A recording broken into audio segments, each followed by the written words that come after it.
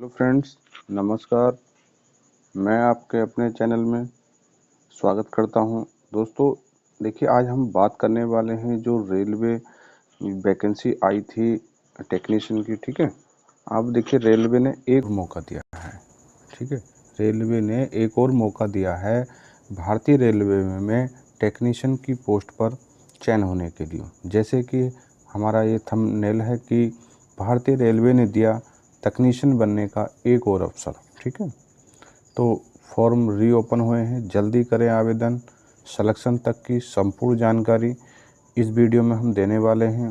ठीक है, तो बने रहिए वीडियो में कि किस आवेदन कैसे करें, आवेदन की लास्ट डेट क्या होगी, क्या इसकी फ़ीस है, ठीक, क्या इसका सिलेबस है, क्या इसकी पूरी चयन प्रक्रिया है, हम इसी पर चर्चा करने वाले हैं। तो ठीक है दोस्तों, शुरू करते हैं अपनी वीडियो को। अगर वीडियो अच्छी लगे तो चैनल को लाइक करना, सब्सक्राइब करना और अपने मित्रों में शेयर करना, क्योंकि हम शुरू से लेकर एंड तक, यानी कि आपको रेलवे के फाइनल सिलेक्शन तक आपके साथ बने रहेंगे और आपको समय समय पर जानकारी देते रहेंगे और सिलेबस के अकॉर्डिंग आपको तैयारी भी कराएंगे। ठीक है, तो ठीक है, चलिए देखते हैं क्या है इसका शेड्यूल। देखिए, जैसे कि हमने देखा कि जो इसकी पहले ये फॉर्म ओपन हो चुके थे। ठीक है, ये जो फॉर्म है पहले ओपन हो चुके थे, तो उस समय क्या था कि इसकी जो फार्म वार्म भरने की जो स्टार्टिंग वगैरह थी, ये देखिए मार्च में ये फार्म भरे गए थे। लास्ट डेट भी लगभग अप्रैल वगैरह में हो गई थी। तो इस तरीके से अब ये वैकेंसी पहले कम थी। ठीक, गवर्नमेंट ने क्या काम करा कि इसमें जो वैकेंसी इंक्रीज कब करी थी कि 22 अगस्त को इसमें वैकेंसी इंक्रीज हो गई। शायद गवर्नमेंट को लगा होगा कि बच्चों का इसमें जो वैकेंसी बढ़ी हैं और बच्चे इसमें आवेदक कम हैं, तो शायद इसी वजह से भारतीय रेलवे ने एक अवसर और दिया है और हमें उस अवसर का लाभ उठाना चाहिए। अगर जिस भी दोस्तों ने इसकी योग्यता रखते हैं और आवेदन नहीं किया है, तो देखिए ये फॉर्म जो है यानी कि 2 अक्टूबर से स्टार्ट हो रहे हैं और 16 अक्टूबर तक लगभग हमें 14 दिन का मौका इसमें मिलता है। और अभी इसका एग्ज़ाम का कोई शेड्यूल नहीं है। जैसे ही इसका एग्ज़ाम का शेड्यूल आएगा हम आपको सबसे पहले जानकारी देने का प्रयास करेंगे। ठीक है, और करना चाहिए। ठीक है, देखते हैं कि इसकी देखिए फ़ीस जनरल ओबीसी ईडब्ल्यूएस के लिए ये 500 रुपये है और एससी एसटी पीएच कैंडिडेट के लिए 250 रुपये है। ऑल कैटेगरी फीमेल के लिए भी 250 रुपये है। आफ्टर अपेयर देखिए, इसे समझने का प्रयास करिए, फ़ीस थोड़ा ज़्यादा लग रही होगी आपको।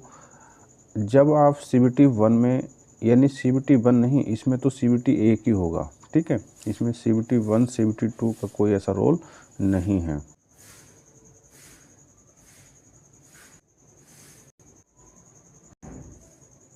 ठीक है दोस्तों, तो देखिए जैसे कि अभी हम इसका एग्ज़ाम देंगे तो गवर्नमेंट ये हमसे वादा करती है और ये वादा होता भी है। ठीक है, जैसे कि UR OBC EWS की जो फ़ीस है, अगर 500 रुपये ले रही है, 100 रुपये हुए अपने पास रखेगी और 400 रुपये क्या करेगी, बच्चों को रिफ़ंड कर देगी। ऐसे ही SC ST PH female candidate अगर वो 250 रुपये एग्ज़ाम फ़ीस पे करते हैं तो उन्हें 250 की 50 रिफ़ंड कर दी जाएगी। ठीक है, तो ये तो हो गया कि इसकी स्टार्टिंग डेट कब से शुरू हो गई, 2 अक्टूबर से 16 अक्टूबर तक। इसकी फ़ीस का क्या प्रोसीजर, ये सब हमने देखा। ठीक है, अब हम देखते हैं आगे। देखिए आगे हमने देखा है कि जो इसकी जो रेलवे टेक्नीशियन नोटिफिकेशन 2024, इसमें एज लिमिट क्या है। एज लिमिट जो काउंट की जाएगी इसमें, ठीक है, जो इसमें एज काउंट की जाएगी वो कब काउंट की जाएगी, इसमें देखिए एज जो है 1 जुलाई से काउंट की जाएगी। इसमें मिनिमम एज मतलब कम से कम कितनी उम्र का बच्चा इसमें आवेदन कर सकता है, तो वो 18 साल का बच्चा आवेदन कर सकता है। तो हमने देखा है कि जो मैक्सिमम एज है इसमें वो 33 ईयर फॉर टेक्नीशियन ग्रेड 3। ध्यान रखना है, टेक्नीशियन जो ग्रेड 3 है उसकी एज मैक्सिमम जो है 33 वर्ष है और age has 36 year for technician grade 1 signal. ठीक है, तो इस पोस्ट के लिए 36 साल एज रखी गई है। तो बच्चों जैसे अभी हम आपको बताते हैं कि अभी जैसे कोविड महामारी आई थी उसके अकॉर्डिंग ही ये एज में छूट दी गई है। ठीक है, 3 ईयर की छूट सभी कैटेगरी के बच्चों को दी गई है और बाकी जो रूल होता है, जो नियम होता है, उसके अकॉर्डिंग छूट अलग है। जैसे कि अभी हम उसमें भी देखते हैं कि जो ओबीसी के बच्चे होते हैं, लेकिन जनरल को तो कोई छूट होती नहीं है। अब जैसे ओबीसी के बच्चे हैं तो ओबीसी के बच्चों को 3 वर्ष की छूट, एससी एसटी या जो कुछ फीमेल्स वगैरह हैं उन्हें 5 वर्ष की छूट गवर्नमेंट यहाँ देती है। तो इस तरीके से अगर हम अभी 33 में भी अगर 3 वर्ष जोड़ दें तो ओबीसी एससी एसटी को 36 ईयर तक आवेदन करने का मौका मिलता है। ऐसे ही ये जो इस वाली ग्रेड पोस्ट पर अगर हम देखते हैं इसमें 3 वर्ष जोड़ देते हैं क्योंकि जनरल का तो कोई बढ़ना है ही नहीं। ठीक है, तो अगर हम इसमें देखते हैं तो इसमें अगर 36 में अगर हम 3 और जोड़ देते हैं तो ये देखिए 39, कितना बड़ा मौका भारतीय रेलवे बच्चों को आवेदन करने का दे रही है। ठीक है, और ये सब किसकी वजह से रिलैक्सेशन मिला है 3 वर्ष का सभी को, जो कोविड महामारी आई थी ना उसके तहत मिल रहा। ठीक है, तो अब हम देखिए आगे चर्चा करने वाले हैं कि जो वैकेंसी डिटेल टोटल कितनी पोस्टें। तो देखिए इसमें इस समय जो है इसमें 14,298 पोस्टें हैं। ठीक, 14,298 इस टाइम इसमें पोस्ट हैं। जैसे कि देखिए अभी हमने देखा था कि जो टेक्नीशियन ग्रेड 1 सिग्नल इसकी कितनी पोस्टें हैं, 1092 पोस्टें हैं। ठीक है, अब 1092 पोस्टें हैं इसकी। अब हमें देखना है कि इसकी एलिजिबिलिटी क्या है। ठीक है, इसकी एलिजिबिलिटी क्या है हम उस पर चर्चा करेंगे। तो दोस्तों जैसे कि ये भी हम देख रहे हैं कि bachelor degree of science in physics, ध्यान रखना, देखिए जल्दीबाजी नहीं करनी है आपको, इसका जो कुछ नोटिस वगैरह को बहुत ध्यान से देखना है। अगर आप जल्दीबाजी कर गए तो शायद आप परीक्षा को पास तो कर लेंगे पर चयन होने में शायद दिक्कत हो सकती है। ठीक है, तो इसलिए आपको जो है बहुत इत्मीनान के साथ कम से कम 2, 4, 10, 5 मिनट अपने नोटिस को सही करके पढ़ना है, अपने नोटिफिकेशन को बहुत ही समझदारी से पढ़ना, जिससे कि अगर हम लोग तैयारी करने भी लग जाते हैं और परीक्षा को पास कर लेते हैं, फिर हमें परीक्षा के लास्ट चरण में इन जो गलती जल्दीबाजी में अब हो जाएंगी इन्हें को ना भुगतना पड़े। ठीक है, तो इसी वजह से अच्छे बच्चे जो होते हैं, पढ़ने वाले जो बच्चे होते हैं, वो शायद ऐसी गलती नहीं करते हैं। ठीक है, चलिए देखते हैं कि हमें इसमें क्या इसकी एलिजिबिलिटी है। तो ध्यान रखना हम किसके लिए बात कर रहे हैं, टेक्नीशियन ग्रेड 1 सिग्नल के लिए। ठीक है, इसमें पोस्ट हुए हैं 1092 पोस्ट। तो इसकी देखिए एलिजिबिलिटी देखिए, bachelor degree of science in physics, आपने साइंस में ग्रेजुएशन यानी बीएससी कर रखी हो, या इलेक्ट्रॉनिक्स से ग्रेजुएशन कर रखा हो, या कंप्यूटर साइंस से आपने ग्रेजुएट हो आप। ठीक है, इंफॉर्मेशन टेक्नोलॉजी या इंस्ट्रूमेंटेशन से भी आप ग्रेजुएशन होगे तो आप इसके आवेदनकर्ता हो जाओगे। ठीक है, ऐसे ही अब सेकंड पॉइंट पे दिया है, या आपने BSc in combination of any sub stream of physics, electronics, computer science, IT, instrument, आपने इन सब्जेक्ट से किसी से भी आपने अगर ग्रेजुएशन कर रखा है तो आप इसके एलिजिबल हो जाओगे। ठीक है, यहाँ देखिए आपने बीटेक या 3 ईयर डिप्लोमा इंजीनियरिंग पॉलिटेक्निक, आपने देखिए पॉलिटेक्निक का डिप्लोमा भी अगर कर रखा है किसमें, जैसे कि इलेक्ट्रॉनिक्स, आईटी, कंप्यूटर साइंस वगैरह में, तो आप इसके आवेदन के लिए योग्य हैं। ठीक है, बहुत ही ध्यान से पढ़ना है, जल्दीबाजी नहीं करनी है। अब हम यहाँ देखते हैं कि ये जो ग्रेड 1 की तो बात होगी, अब हम देखते हैं ग्रेड 3। ठीक है, टेक्नीशियन ग्रेड 3। ठीक है, इसमें कितनी पोस्टें हैं, देखिए काफ़ी अच्छी पोस्टें, 8,052 पोस्टें हैं।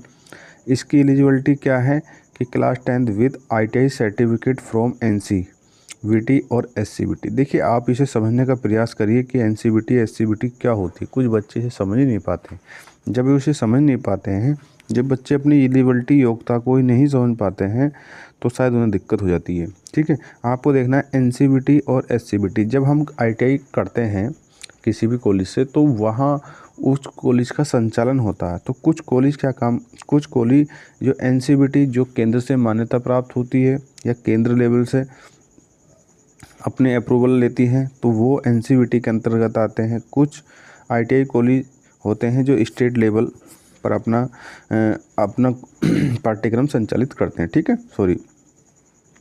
तो हमें अगर ये गवर्नमेंट पहले रेलवे क्या करती थी, पहले रेलवे केवल एनसीवीटी के माध्यम से जिन्होंने आईटीआई कर रखा है उन्हीं को मौका देती थी, पर अब कुछ दिन से रेलवे ने एससीवीटी को भी मौका दिया है, ठीक है।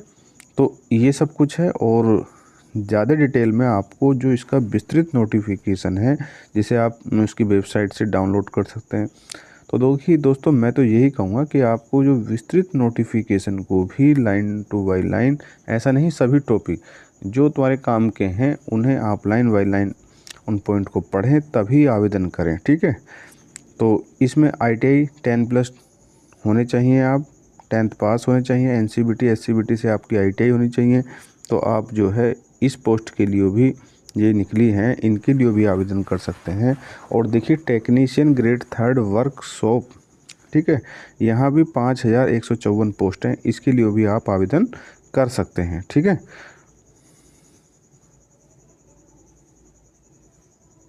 अब देखिए यहाँ हम देखते हैं कि वैकेंसी की डिटेल, ठीक, वैकेंसी डिटेल आप देखेंगे जैसे कि आरआरबी के नेम, आरआरबी के नेम, पोस्ट के name, UR, EWS, OBC, SC, ST, और ना, और टोटल पोस्ट कितनी है। तो ये अहमदाबाद से इतनी पोस्ट इसकी निकली हुई है, तो हम इसे सब धीरे धीरे देख सकते हैं, ठीक है, सब धीरे धीरे हम देख सकते हैं। देखिए आरआरबी अजमेर है, आरआरबी बेंगलोर है, ठीक है, इस तरीके से हम सभी को देख सकते हैं, ठीक है, भुवनेश्वर है ये, तो सभी को देख सकते हैं किस में कितनी पोस्टें हैं। यहाँ बिलासपुर है, सभी को हम देख सकते हैं, ठीक है। देखिए ये चेन्नई है, तो इस पर हम सब चर्चा कर सकते हैं, और हम बस यहाँ आपको ये दिखाने का प्रयास करेंगे कि टोटल पोस्ट किस कैटेगरी में कितनी है, ठीक है।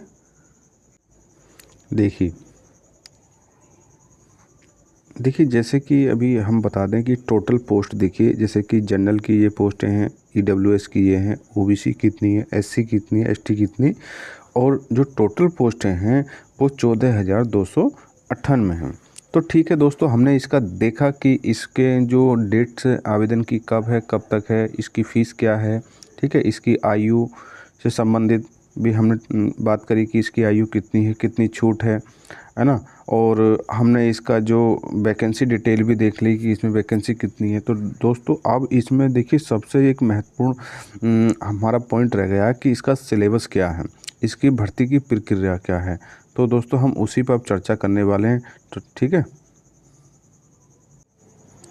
देखिए अब हम बात करने वाले हैं कि जो भर्ती प्रक्रिया, ध्यान देना है कि भर्ती प्रक्रिया क्या है इसकी, ठीक है। अब हम देखिए इसे पढ़ने का प्रयास करते हैं। ये इसका नोटिफिकेशन है, ठीक है, ये इसका नोटिफिकेशन है। आपको किसी गलत माध्यम पे नहीं देखना है, बस सिर्फ आपको इसका ऑथेंटिक सोर्स को ही देखना है। क्योंकि कभी कभी क्या होता है, कुछ लोग बच्चों को बहुत ही ज़्यादा अपने को स्मार्ट समझते हुए बच्चों को गलत जानकारी दे देते हैं, ठीक है। तो आपको हम बताते हैं कि जो आरआरबी ने जो इसका एक भर्ती की क्या प्रक्रिया है उसे आप देखिए ध्यान से पढ़िए, ठीक है, ध्यान से पढ़ने को तभी आप कामयाब हो सकते हैं, ठीक है। देखिए क्या लिखा है कि यहाँ लिखा है कि जो उम्मीदवार है,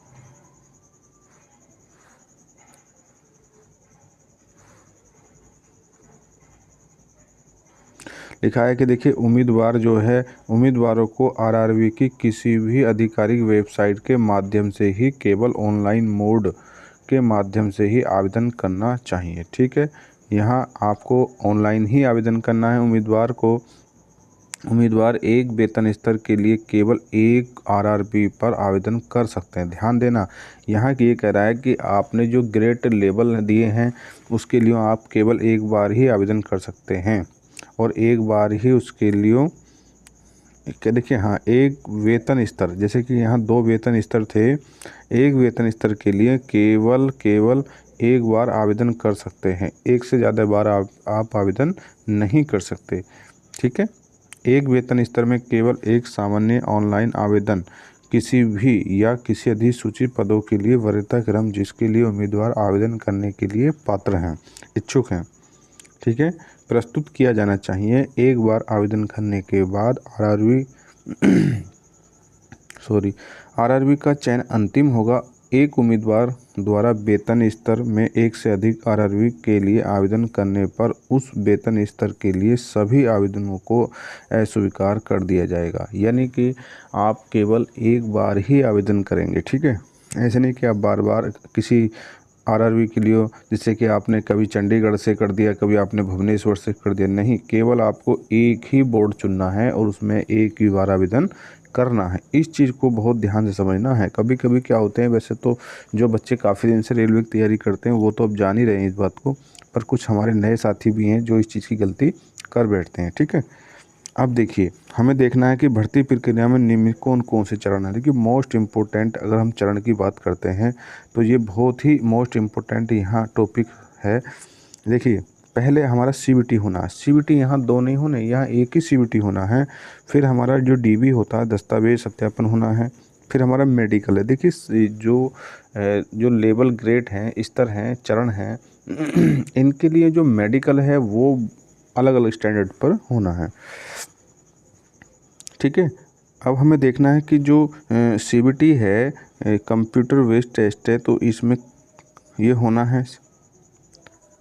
देखिए, एक बहुत ध्यान देने वाली बात है दोस्त, देखो ये क्या लिख रहा है, कंप्यूटर आधारित यानी सीबीटी प्रत्येक वेतन स्तर के लिए अलग सीबीटी होगा, ठीक है, प्रत्येक वेतन स्तर के लिए अलग सीबीटी होगा।